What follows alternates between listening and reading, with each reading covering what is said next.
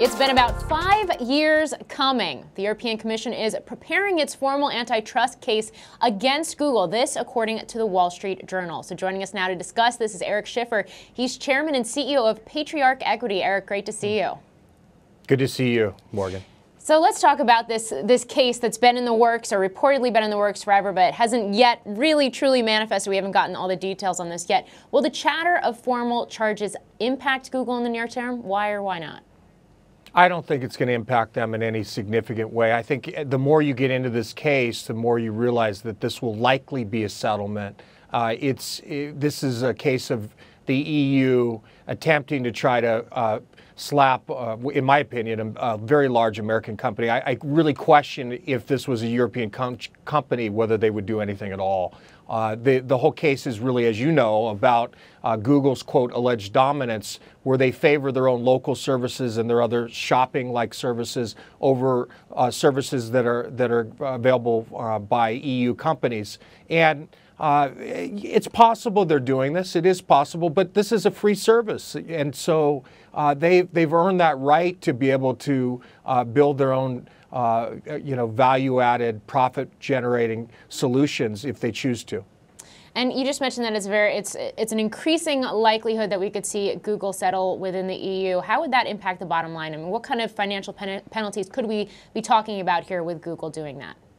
Well, look, if they really wanted to do it, it could be up to about 10% of what Google's net income is, and I think it's like $66 billion or something along that line. So I think you could be talking about $6–7 billion a year. I don't think that's likely to happen.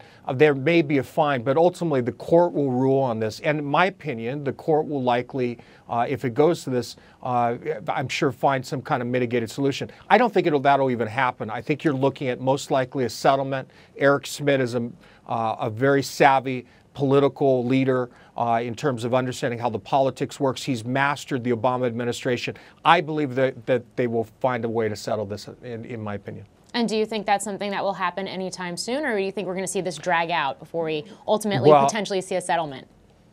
I think, look, they've tried to drag this out for a while. Yeah. Google has. It's to Google's advantage to drag it out. It's likely that it will be dragged out further, given this new antitrust regulator whose goal is to actually take some action. I would imagine that there's a more likely probability that you'll see a settlement, but that's really questionable. Google benefits from the delay.